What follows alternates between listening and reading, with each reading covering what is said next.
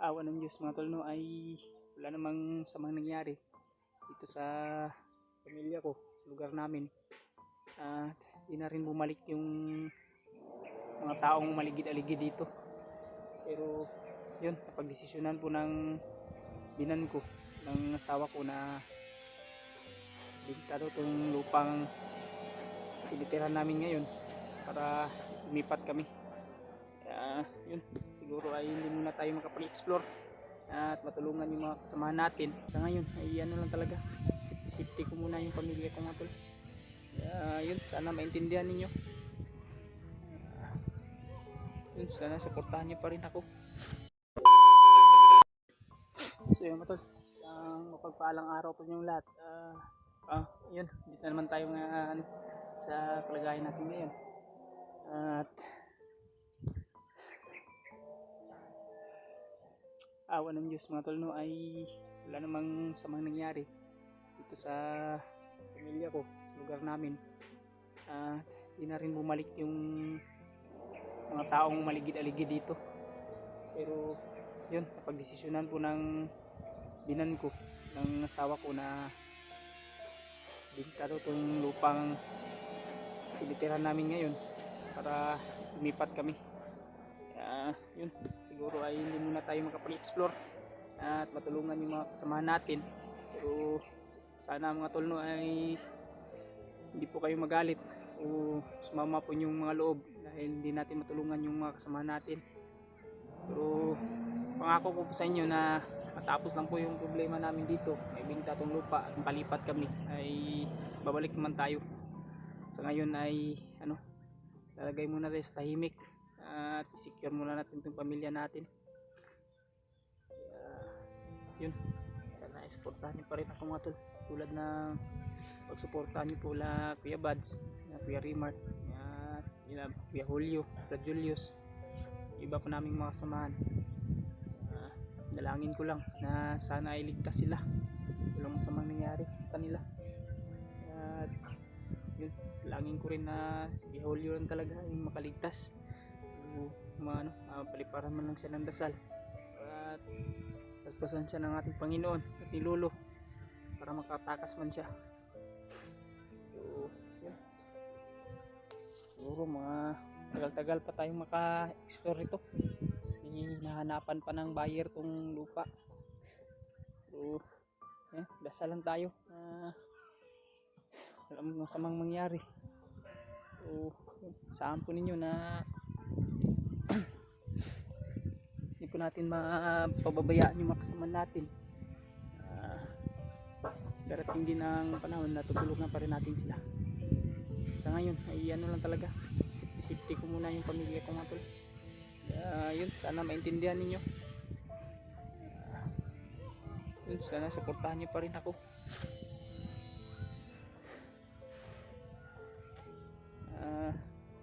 Balitaan din naman natin na sila Kuya Buds, sila Brad Edward, sila John Ray, pati na yung alaga nila si Brickoy ay si Buddy, nakababa na sila ng ligtas. Kaya laking pasalamat po natin sa Panginoon at kay Lolo Ambo dahil ginabayan po talaga sila. At parang si Brad Kilaw at si Kuya Jiward parang bumaba na rin sila. Ang naiwanan talaga sa bundok ngayon siguro parang si Brad Dave na lang, Brad Dave, si Brad Julius, Kuya Julio, Kuya Rimart. Kaya yun, panalangin lang natin na sana iligtas sila, walang masamang nangyari sa kanila, gabayan sila ng ating Panginoon. Gusto ko na rin po sana magpasalamat mga tol, no, sa mga taong walang sawak sumusuporta sa atin at patuloy na nagbibigay tulong kahit na hindi tayo nakapag-explore. Pero yun, salamat pa rin tayo sa inyo dahil po sa inyo ay kahit pa paano may naano tayo sa bawat araw. Kaya salamat po talaga. Shoutout na rin po pala kay Mami Bibs Bayugos, kay Tita Hilma, Ate Lolita, Ate Melanie Gaza, kay Ate Milay, kay Ate Shuni, kay Ate Floripe, Ate Api Galicia, Ate Nina, ah, Auntie Ampi J, ah, sino ba si Ate Blanche, Ate Tiffany, at kay Ate Nanay Nora. Yun, shout out po sa inyo lahat. At sa hindi ko pa nabanggit, alam niyo na po kung ano po kayo mga natulong po ninyo sa akin. Yung shout out po sa inyo. At pati na rin sa mga iba pa nating mga kababayang OFW dyan. Shout out po. Mag-ingat po kayo palagi lahat.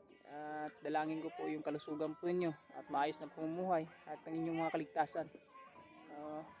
God bless po.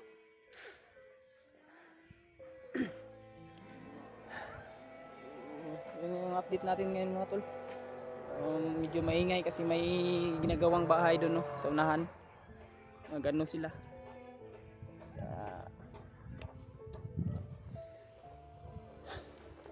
Yun mga tol. Sana maintindihan niyo po na hindi muna tayo explore o makaakyat para matulungan agad yung mga kasamahan natin. Dahil talaga sinisecure ko muna yung pamilya ko. Hinihintay pa namin na makakita ng buyer yung bibili ng lupa ng bidan ko para makalipat kami. Dahil sabi ng bidan ko at asawa ko delikado na dito. Yun, hindi man gumawa ng kilos o aksyon yung mga taong maligid-aligid dito o di natin alam yung mga darating pa na mga pwedeng mangyari o mga pagsubok. Kaya kailangan nating mag-take action agad o gumawa ng paraan o kumilos agad bago pa man mahuli ang lahat. Yun, hiling ko lang po sana yung mga talaga ninyo pagsuporta ninyo at mga pagdarasal po ninyo para po sa mga kasamahan ko, lalo na po yung mga kasamahan ko nasa bundok. Sana iligtas sila.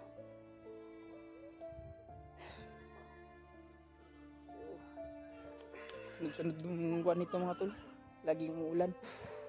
Alam naman natin na may bagyo dito sa Pilipinas. Gabi umulan dito.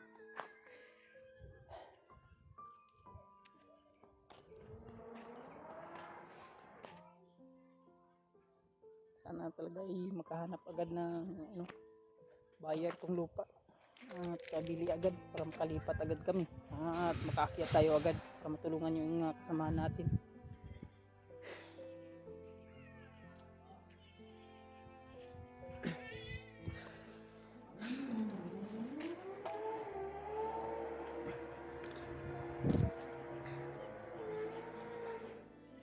Sabi na talaga yung panahon yan mga tol.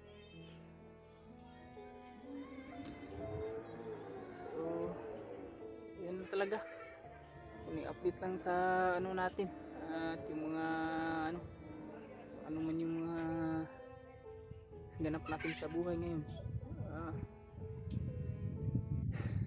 Balak ko nga na humanap na lang muna ng mapag-inkaman dahil mag-aaral na rin yung anak ko sa daycare.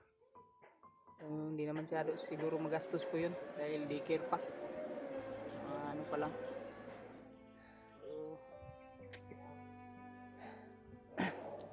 Dito nilagay yung mga kuha ng namin kapitbahay kasi yung ginagawang bahay kasi walang magbabantay, dito nila iniwan. Ito na lang yung marami itong nakaraan.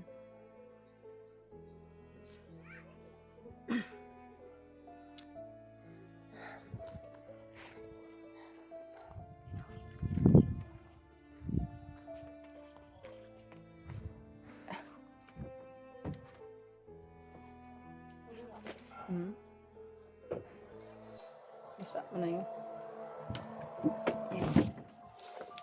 Ang kuha na yun dyan.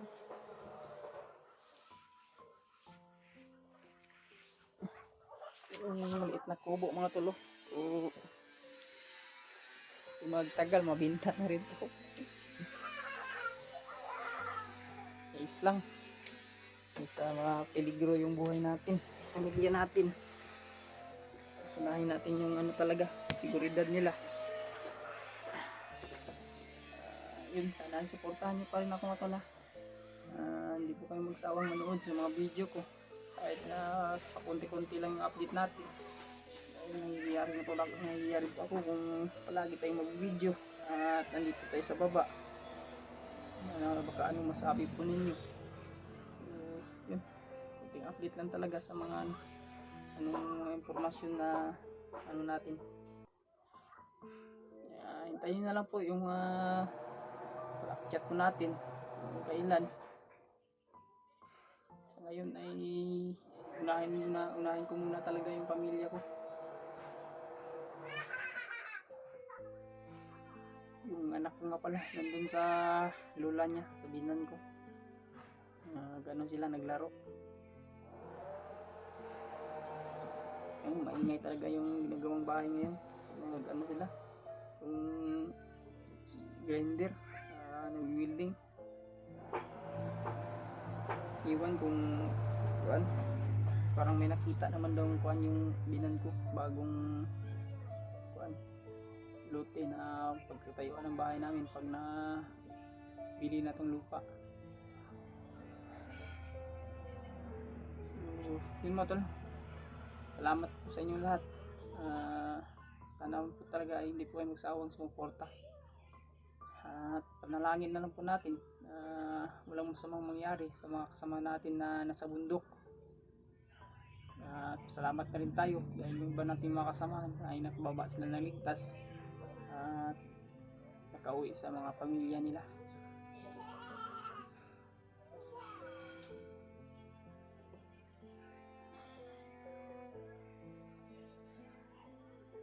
Makuan talaga ngayon, hirap na yung kalagayan.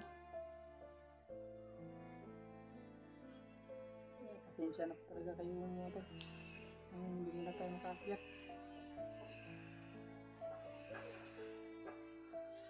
So yun, walang update natin ngayon, update lang para malaman po ninyo yung kaganapan natin ngayon.